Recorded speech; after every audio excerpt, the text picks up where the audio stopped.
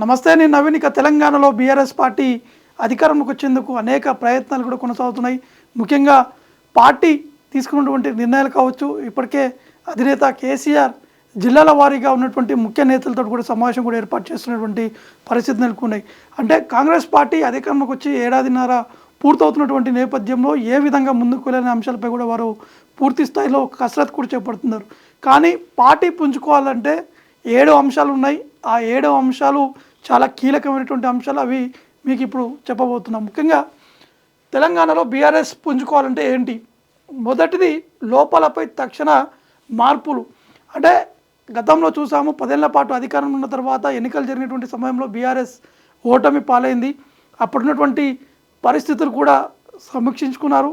దాని తర్వాత ఓటమికి సంబంధించినటువంటి కారణాలు కూడా పార్టీకి సంబంధించినటువంటి నేతలందరూ కూడా చర్చించినటువంటి సందర్భం కూడా నెలకొంది. అంటే ఆ లోపాలు ఏవైతే ఉన్నాయో వాటిని తక్షణమే సెట్ చేస్తూ ముందుకు వెళ్ళాలనేటువంటి ఆ నిర్ణయాల దిశగా కూడా ముందుకు వెళ్ళాలని చెప్పేసి కూడా పార్టీ ఆలోచన కూడా చేస్తున్నట్టు కూడా తెలుస్తుంది. ఇక ముందస్తు నాయకత్వం మార్పులు.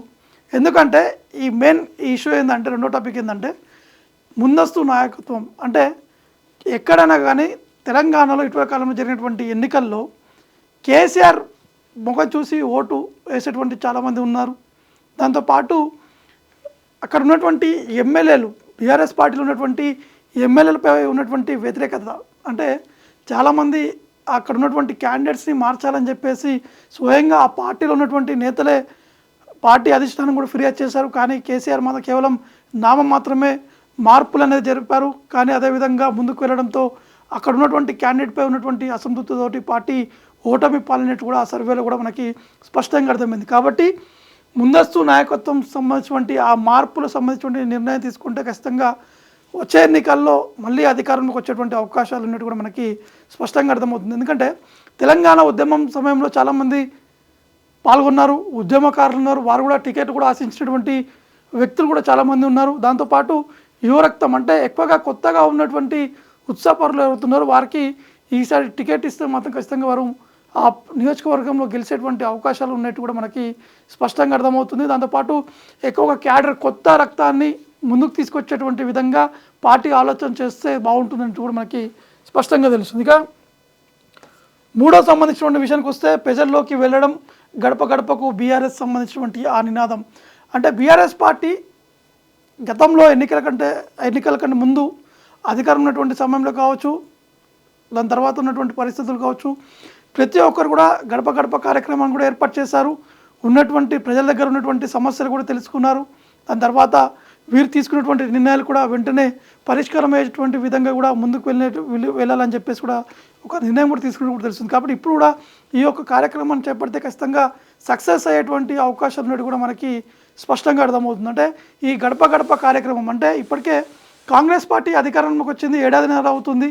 వారు తీసుకున్నటువంటి నిర్ణయాలు, వారు ఇచ్చినటువంటి హామీలు, దాంతోపాటు గతంలో బీఆర్ఎస్ పార్టీ అధికారం ఉన్నటువంటి సమయంలో వారు ఇచ్చినటువంటి హామీలు కావచ్చు, రైతు బంధు సంబంధించిన విషయం కావచ్చు, దళిత బంధు సంబంధించినటువంటి విషయం కావచ్చు, ఇంకా అనేక హామీలు కూడా ఇచ్చారు. అవన్నీ కూడా నెరవేరుస్తూ ముందుకు రావడం జరిగింది గత 10 ఏళ్లలో. కానీ కాంగ్రెస్ పార్టీ ఇచ్చినటువంటి హామీలకు సంబంధించిన విషయాల్లో కొంత ఫెయిల్యూర్ అనేట్టు కూడా మనకి స్పష్టంగా అర్థమవుతుంది. చాలామంది విశ్లేషకులు కూడా చెప్తున్నారు. ఎందుకంటే దాన్ని క్యాచ్ చేస్తూ ముందుకు వెళ్ళేటువంటి పరిస్థితుల్లో కాంగ్రెస్ పార్టీ లేదని చెప్పేసి చాలామంది చెప్తున్నారు. కాబట్టి ఈ అంశాన్ని అన్నీ కూడా క్యాచ్ చేసుకొని ప్రజల దగ్గరికి వెళ్ళి ప్రజల సమస్యలను కూడా తెలుసుకొని వెంటనే అక్కడికక్కడే ఉన్నటువంటి ఆ నేతలు, బీఆర్ఎస్ పార్టీలో ఉన్నటువంటి నేతలు ఆ సమస్యను పరిష్కరిస్తే మాత్రం ఖచ్చితంగా బీఆర్ఎస్ పార్టీ పుంజుకునేటువంటి అవకాశాలు ఉన్నట్టు కూడా మనకి స్పష్టంగా అర్థమవుతుంది. ఇక 4వ అంశం అంటే ప్రచార మాధ్యమాల పునరుద్ధరణ. అంటే ఈ అడ్వర్టైజ్మెంట్ కావచ్చు, సోషల్ మీడియాని ఎక్కువగా వాడడంలో ముందుకు వెళ్ళాలి. దాంతోపాటు చేసేటువంటి ప్రచారాలు కావచ్చు ప్రతి ఒక్కరికి రీచ్ అయ్యేటువంటి విధంగా ఉండేటువంటి అవకాశాలు ఉండాలని చెప్పేసి కూడా మనకి స్పష్టంగా అర్థమవుతుంది. అంటే ఈ విధంగా ఉంటే ఇంకా పార్టీలో గ్రోత్ కావచ్చు, పార్టీ క్యాడర్లో కూడా చాలా వరకు ఉత్సాహం పెరిగేటువంటి అవకాశాలు ఉన్నట్టు కూడా మనకి స్పష్టంగా అర్థమవుతుంది. కాబట్టి ఇప్పుడు బీఆర్ఎస్ పార్టీ తీసుకున్నటువంటి నిర్ణయాలు కావచ్చు, సోషల్ మీడియా ద్వారా ఎక్కువగా ముందుకు వెళ్ళాలని చెప్పేసి కూడా మనకి స్పష్టంగా అర్థమవుతుంది. ఇక ఐడియాలజీలో ఖచ్చితంగా ఒక స్పష్టత అనేది ఉండాలి. అంటే కేసీఆర్ ఏ నిర్ణయం తీసుకున్నా ఖచ్చితంగా ఆలోచించి మరి ఆ నిర్ణయం తీసుకొని ముందుకు అడుగులేసేటువంటి వ్యక్తి. కాబట్టి గతంలో 10 ఏళ్ల పాటు కేసీఆర్ తీసుకున్నటువంటి నిర్ణయాలు వారు ఇతర అంటే పార్టీలో ఉన్నటువంటి సీనియర్ నేతలతో జరిపినటువంటి చర్చలు కావచ్చు, అవి చాలా వరకు సక్సెస్ అయ్యాయి.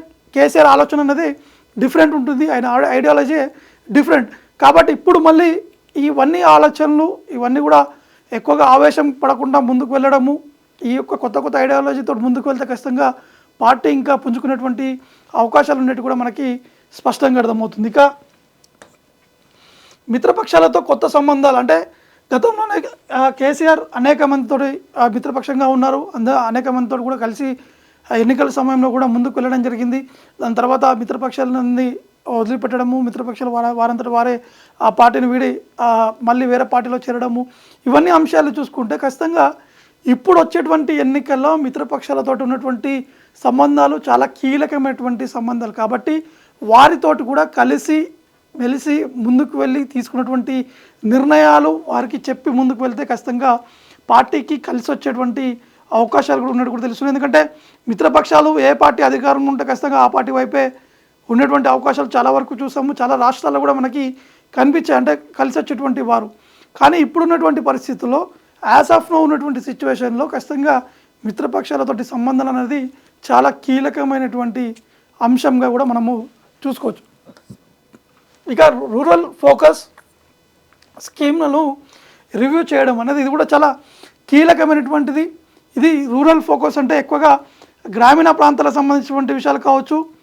ఇప్పటికే తెలంగాణలో కాంగ్రెస్ పార్టీ తీసుకున్నటువంటి నిర్ణయాలు, వారు ఇచ్చినటువంటి హామీలు, 6 గ్యారెంటీలకు సంబంధించినటువంటి విషయాలు, ఇవన్నీ కూడా కాంగ్రెస్ పార్టీ రూరల్లోకి తీసుకెళ్లడంలో ఫెయిల్ అయిందనేది స్పష్టంగా అర్థమవుతుంది. చాలామంది కూడా చెప్తున్నారు, చాలామంది యువత కూడా చెప్తున్నారు. అంటే వారు ఇచ్చినటువంటి సంక్షేమ పథకాలు చివరి వరకు అందట్లేదు, కేవలం మధ్య వరకే అందుతున్నాయి. అక్కడ ఉన్నటువంటి ఎమ్మెల్యేలు తమ నచ్చిన వారికే ఈ పథకాలు అనేది ఇస్తున్నారు అనేది చాలా వరకు ప్రచారం కూడా జరిగింది. గతంలో బీఆర్ఎస్ పార్టీ అధికారం ఉన్నప్పుడు కూడా ఇదే తరహాలో ప్రచారాలు కూడా జరిగాయి. కానీ రూరల్ సంబంధించినటువంటి విషయాలపైన ఎక్కువగా ఫోకస్ పెడితే బాగుంటుంది అనేది కూడా మనకి స్పష్టంగా అర్థమవుతుంది. కాబట్టి రూరల్ ఏరియాలో ఉన్నటువంటి వారు, అక్కడ ఉన్నటువంటి బీఆర్ఎస్ పార్టీలో ఉన్నటువంటి కార్యకర్తలు కావచ్చు, అక్కడ ఉన్నటువంటి లీడర్లు కావచ్చు, అక్కడ ఉన్నటువంటి ఉద్యమకారులు కావచ్చు, వీరందరినీ కూడా ఏకతాటిగా ముందుకు తీసుకొచ్చి కొత్త రక్తాన్ని ముందుకు తీసుకెళ్లడంలో వెళ్తే మాత్రం ఖచ్చితంగా సక్సెస్ అయ్యేటువంటి అవకాశాలు ఉన్నట్టు కూడా మనకి స్పష్టంగా అర్థమవుతుంది. ఇక అనేక అంశాలు, ఇక స్కీములకు సంబంధించినటువంటి అంశాలపై రివ్యూ చెప్పడం. ఎందుకంటే కళ్యాణ లక్ష్మి కేసీఆర్ ఆలోచనతో కూడా కొత్త ఆలోచనతో కూడా తీసుకురావడం జరిగింది. దళిత బంధు స్కీమ్ కూడా తీసుకొచ్చారు, ఇంకా అనేక స్కీమ్స్ కూడా తీసుకురావడం జరిగింది. అవి కూడా చివరి వరకు అందటువంటి విధంగా కూడా ప్రయత్నాలు చేశారు. అప్పటి కూడా కొంత నెగిటివ్ అనేది రావడం జరిగింది. కానీ ఇప్పుడు కూడా కాంగ్రెస్ పార్టీ అధికారంలోకి వచ్చారు, ఉచిత మహిళా బస్సు సంబంధించినటువంటి ఆ స్కీమ్ని తీసుకురావడం జరిగింది. సన్న బియ్యం సంబంధించినటువంటి ఆ స్కీమ్ కూడా తీసుకురావడం జరిగింది. ఇటీవల కాలంలోనే ఆ సన్న బియ్యం పంపిణీ అనేది కూడా ప్రారంభించారు. దాంతోపాటు అనేక స్కీమ్స్ కూడా తీసుకురావడం జరిగింది. కానీ కేసీఆర్ అప్పుడు ఉన్నటువంటి స్కీమ్స్పై అధ్యయనం కావచ్చు, ఇప్పుడు కాంగ్రెస్ పార్టీ తీసుకొచ్చినటువంటి ఆ స్కీమ్స్పై పూర్తి స్థాయిలో అధ్యయనం చేసిన తర్వాత ప్రజల్లోకి వెళ్ళి ఉన్నటువంటి స్కీమ్స్, ఇది కేసీఆర్ ఇచ్చినటువంటి స్కీమ్స్, ఇది రేవంత్ రెడ్డి ఇచ్చినటువంటి స్కీమ్స్ టాలీలో ప్రజలు ఏ విధంగా ఉన్నారనేది కూడా ఒక సర్వే రిపోర్ట్ తీసుకొస్తే అది కూడా కొంత పార్టీకి చాలా వరకు కలిసి వచ్చేటువంటి అవకాశాలు ఉన్నట్టు కూడా తెలుస్తున్నాయి. అంటే స్కీమ్స్ కూడా చాలామంది లబ్ధిదారులు కూడా ఎదురు చూస్తున్నారు, మాకు ఈ స్కీమ్స్ వస్తాయి, ఆ స్కీమ్స్ వస్తాయి, కానీ మధ్య వరకే ఈ స్కీమ్స్ అన్ని కూడా అయిపోయినటువంటి పరిస్థితి నెలకొని దానివల్ల ప్రభుత్వంపై కూడా తీవ్రస్థాయిలో విమర్శలు అనేది చాలా సందర్భాల్లో కనిపించాయి. గతంలో బీఆర్ఎస్ పార్టీ కూడా చెప్పాను, ఇందాక చెప్పినట్టు బీఆర్ఎస్ పార్టీ అధికారం ఉన్నప్పుడు స్కీమ్స్ ఇచ్చారు, కానీ అక్కడ ఉన్నటువంటి బీఆర్ఎస్ నేతలకే ఈ స్కీములు కూడా అందేటి అనేది గతంలో ఆరోపణ కూడా రావడం జరిగింది. ఇప్పుడు అధికారంలో కాంగ్రెస్ పార్టీ ఉంటే వారిపై కూడా ఇదే ఆరోపణలు వస్తున్నాయి. కాబట్టి ఈ ఆరోపణలపై పుల్ స్టాప్ పెట్టేందుకు ఈ విధంగా స్కీమ్లపై ఫోకస్ కూడా చేయాలనేది మనకి స్పష్టంగా అర్థమవుతుంది. కాబట్టి మొత్తానికైతే బీఆర్ఎస్ పుంజుకోవాలంటే ఇవన్నీ 7 అంశాలు చాలా కీలకమైనటువంటి అంశాలు. కాబట్టి పార్టీ క్యాడర్ని కాపాడుకోవాలి, పార్టీలో ఎంత మైనస్లు ఉన్నా వాటందరినీ కూడా కలిసికట్టుగా ముందుకు తీసుకొచ్చి ముందుకు వెళ్ళేటువంటి విధంగా ఉంటే మాత్రం ఖచ్చితంగా బీఆర్ఎస్ పార్టీ మళ్ళీ అధికారంలోకి వచ్చేటువంటి అవకాశం మనకి స్పష్టంగా అర్థమవుతుంది.